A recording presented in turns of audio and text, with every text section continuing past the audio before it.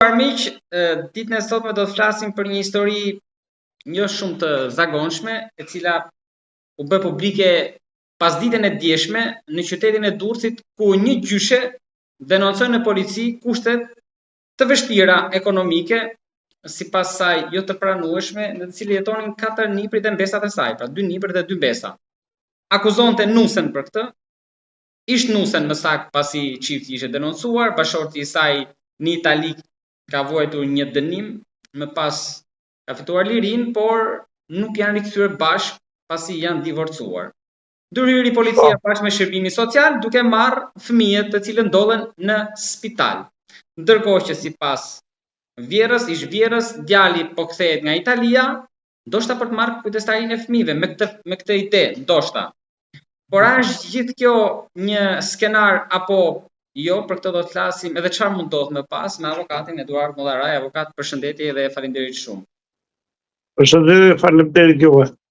Avokat, më lejo tani me një shprehje të koleges Sesiona Ekonomi, e cila kishte bërë një postim që më pëlqeu, edhe në fakt jem në krahun e nënës, duhet dëgjuar dhe ajo, se duket sikur po i futen sa thika pas shpine asaj, ndoshta me qëllim për t'i marrë fëmijët, pasi ajo deklaronte që në pamundësi për t'i mbajtur me 180.000 lekë vjetra që i dërgonte ish burri për 4 fëmijë, punonte në një lokal për 400.000 lekë të vjetra, 300 nga të cilat i merrte qiraja. Tani në pamundësi edhe kushtet me këto mundësi që janë nuk mund të ishte një mrekulli aty. Unë do të thosha që prishja e familjes kuptohet që krijoi një vështirësi të madhe ekonomike dhe financiare. Dhe prishja e familjes kuptohet që dhe nëna ose vjera, për të më mirë, vjera ku jetonte nusja, gjithmonë do anonte nga djali, jo nga nusja.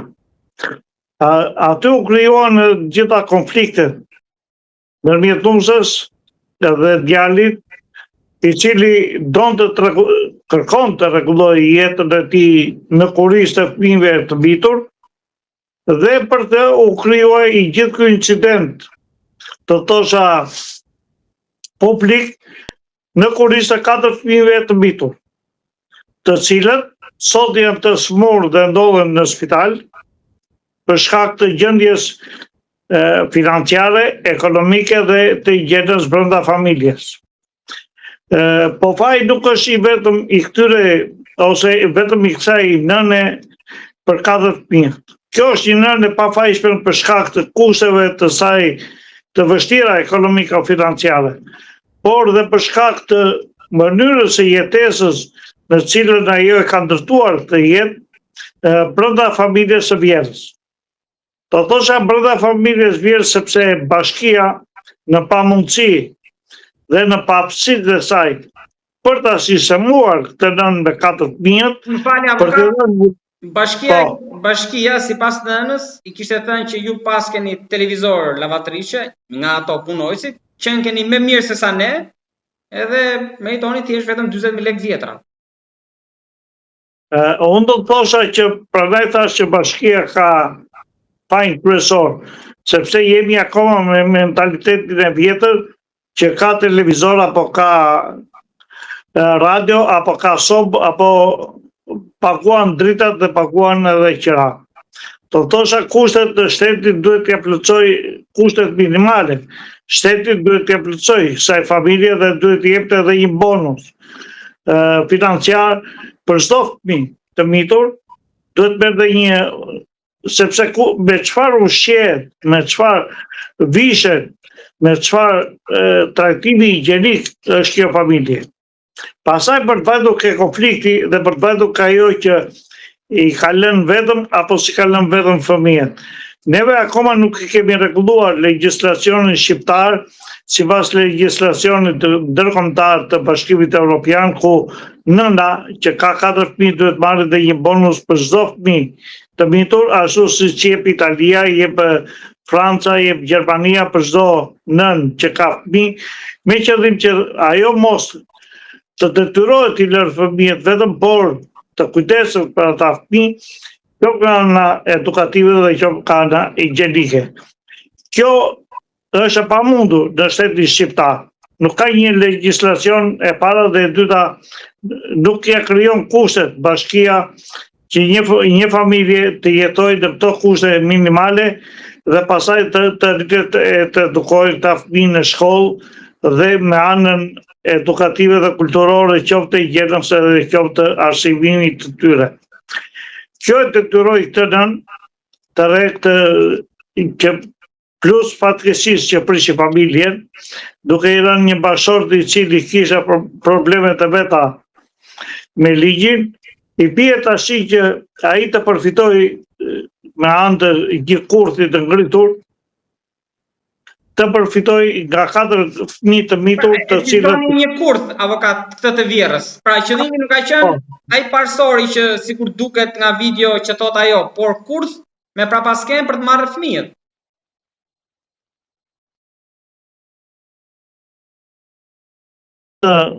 Të braktishin fëmijët të saj, por do të thosha në veçanti kjo nën nuk i braktishin fëmijët ose dhëndri i dolin ambulu. Do thosha është një pamundësi. E para dhe e dyta, pamundësia e kësaj për të pasur një higjen sa më pastër i bante këta fëmijë, kishte mbajtur këta fëmijë të mbyllur brenda në shtëpi, të cilët ishin smur nga një smundje ngjitse. Kjo smundje ngjitse, e cila kur flasim sot janë të izoluar brenda institucionit të shërbimit shëndetësor, vjen si rezultati një mungese të higjienës, një mungese të papastërtisë ose të higjienës brenda familjes. Kjo kërkon financët. Financa vjen nëpërmjet një marrëdhënie pune ose nëpërmjet një marrëdhënie bonusi që mund të marrësh nga bashkia. Bashkia nuk e jep këtë, sepse nuk e ka në një legjislacion të saj që t'i japi çdo fëmijë nga një bonus për 150.000 lekë të vjetra për fëmijë që duhet perte kjo. Të paktën bonusi minimal për të jetuar këta 4 fëmijë të mitur. Dhe duke mos pasur asnjë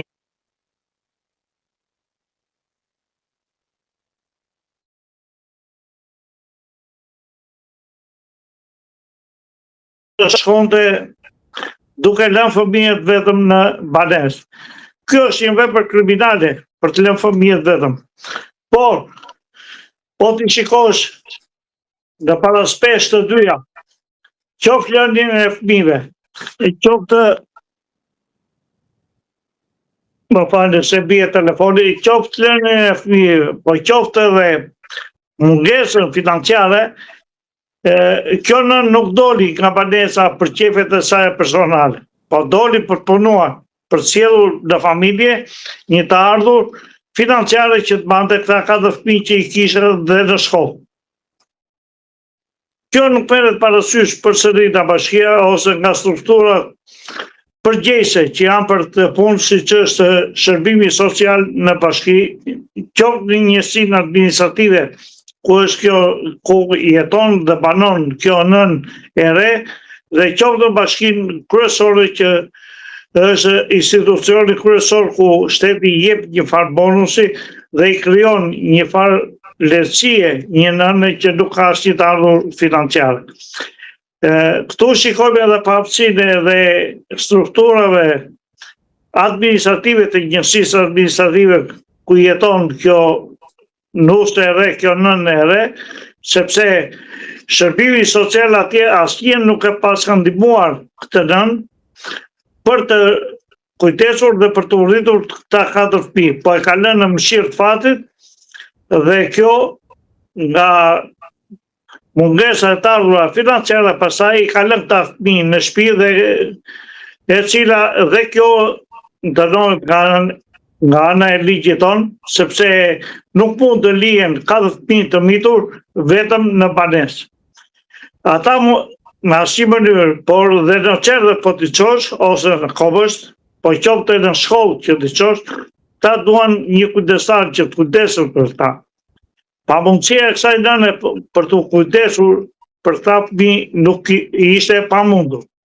Atëherë u krijuai gjithë kjo situatë kurthi me qëllim që të bëhet gjyqi dhe me anë të një psikologe në një proces gjyqësor të tillë ti merren këta fëmijë, po që kjo është kriminale nëse do realizohet në qytetin e Durrësit. Po avokat, ka shanse që ndodh kjo apo në fakt nëna duhet mbështetet, jo të hiqen fëmijët? Nëna duhet mbështetur absolutisht po, që fëmijët i ketë kjo. Ai e ka vërtetuar veten që është shkelje të ligjit, është një person që e shkel në mënyrë recidiviste ligjin edhe në shtetin italian dhe nuk mundet që këta 4 fëmijë të ikin në një shtet të huaj. Këta duhet të jenë këtu dhe duhet të mbështeten nga strukturat shtetërore, po qoftë edhe nga shoqëria civile. Ndërkohë që po nëna e shprehur që ish bashorti ka deklaruar më herët që nuk është i aftë i mbaj fëmijët. Atëherë bashorti mund të deklarojë çfarë të dojë, por për kohën që nëna ka qenë duke i edukuar këta fëmijë, i ka ushqyer këta fëmijë, i ka veshur këta fëmijë, i ka çuar në shkollë këta fëmijë, ka vërtetuar mjaft qartë që kjo nën është e denjë për të rritur këta 4 fëmijë, pavarësisht nga kushtet e vështira ekonomike financiare. Po, shteti duhet, ose më saktë, ka legjislacion hapësirë ligjore për të marrë ndonjë mas për teatrin që vetëm 180.000 lekë të vjetra për 4 fëmijë. Sa është ajo që duhet paguaj për fëmijë avokat? Atëherë, në momentin që është bërë zgjidhja e martesës, ndërmjet tyre dyve ka dalë dhe një detyrim financiar. Që mund të jetë 60.000 lekë të vjetra ose mund të jetë 90.000 lekë sipas mundësisë që ka pasur ai nëse ka depozituar në një kontrakt pune, nëse ka qenë në marrëdhënie pune këtu në Shqipëri ose jashtë shtetit. Në një vendim gjykate që ka dalë, duhet të jetë pasqyruar dhe detyrimi financiar që duhet të jep tek ky prind ndaj këtyre 4 fëmijëve. Kjo nuk është ekzekutuar asnjëherë, me sa duket, ose ai ka dhënë një detyrim financiar qesharak 180.000 lekë të vjetra, të cilat nuk dalin. Do 18.000 lekë të reja nuk dalin për një nën me 4 fëmijë kur jeton edhe me qira. Pra, qiraja është 30.000 lekë të reja, plus 4 fëmijët, plus vetë, ku do dalë të ardhura? Atëherë, në pamundësi të zgjidhjes së kësaj vështirësie ekonomike, ajo është detyruar dhe ka zgjedhur rrugën që të vetë punoj për të ushqyer këta 4 fëmijë. Ndërkohë që shteti ka qenë vetëm CNG në këtë pjesë, ku shteti duhet ta ndihmonte me një bonus të veçantë të nënë, duke i dhënë një detyrim ushqimor për 12.000 lekë të reja ose 15.000 lekë të reja për fëmijë, për frym, dhe këto duhet të mbeten në njësinë administrative. Kjo nuk është bërë nga njësia administrative, nuk e ka rivlerësuar këtë familje njësia administrative dhe shërbimi social atje, dhe ka lënë që të jetoj në kushtet ashtu siç e mendon ajo, pa i ardhur në mbështetje shtetit. Kushtet avokat se shteti nuk bëri atë, po edhe ujë s'kishte. Tani edhe për këtë s'ka faj nëna se s'ka ujë si pasojë për mbytyjeve. Sigurisht, prandaj duke mos u futur në shumë detaje, unë mora atë të përgjithshme që nëna në një pamundësi të tillë kur dhe shërbimi social i shtetit nuk e mbështeti, ka rritur në këto kushte që sot ajo të jetojë e izoluar brenda një institucioni shëndetësor me qëllim që të shërohet sa më shpejt, sepse nuk është një smundje e vështirë dhe që mund të kaloj dhe të kërkoj kohë, por si rezultati mungesës e higjienës është krijuar dhe ky problemi i shërbimit shëndetësor i cili kalon shpejt dhe rikuperohet shpejt dhe e detyron këtë nën pasaj që të marrë 4 fëmijët dhe t'i kërkoj shtetit një mbështetje sociale ku ta stabilizoj shtetin në një banesë të tjerë ku ta mbuloj shteti për sa i përket bonusit të qeras dhe bonusit për të 4 fëmijët. Në pamundësi për to pasaj duke i marrë dhe shortit të gjithë detyrimi financiar si bashkë vendimi gjyqësor që ka ardhur si rezultat i zgjidhjes së martesës.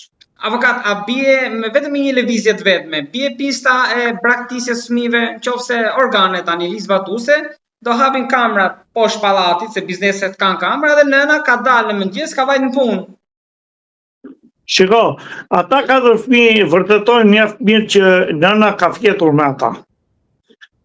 Nëna është larguar për të bajtur në marrëdhënie pune, vërtetohet dhe kjo mjaft mirë, siç mund të vërtetohen dhe të gjitha intrigat ose kurthet e tjera të ngritura si rezultat i kësaj për të marrë ka fëmijë, pra qëllimi dhe objektivi kryesor i këtij të babai është që t'i marrë ta fëmijë, po është pamundësi për t'i marrë, sepse nëna është aftë për t'i rritur ta 4 fëmijë, pavarësisht të vështirësisë ekonomike dhe financiare dhe shtrëngimit. Edhe diçka të fundit kam avokat, po, dje se ju ndërpreva. Për këtë duhet përgjigjet shteti, ashtu siç ai duhet të vihet para përgjegjësisë për mos plotësim të urdhrit të ekzekutivit për detyrimin financiar për të 4 fëmijët për të gjithë periudhën kohore që nga ndarja deri më ditën e sotme që është krijuar ky kurth për t'i marrë këta 4 fëmijë. Kur flisim për kurth, edhe këtë kisha të fundit avokat, rolin e gjyqes bëri me shumë dëm, besoni. Sigurisht gjyqja patjetër që do bante anë e djalit dhe në këto kushte sigurisht që ajo do krijonte edhe një situatë artificiale jo të këndshme me qëllim të vetëm për të tronditur fëmijët dhe për t'i dhënë pastaj të drejtat djalit që t'i marrë këta 4 fëmijë në Itali. Duke uruar që gjitha kjo të mbyllet me shërimin e tyre të shpejtë dhe ndihmën nga shteti të fëmijëve dhe nënës, avokat, pse jo dhe bashkimin me Tatin, avokat unë të falenderoj shumë, si për aspektin ligjor që ju sqaruat, mesazhet sensibilizuese, por edhe thirrjen për institucionet shtetërore, edhe kur këto ndodhin në zona urbane, llogarit çfarë ndodh në zonat rurale. Të falenderoj shumë. Sigurisht. Faleminderit juve.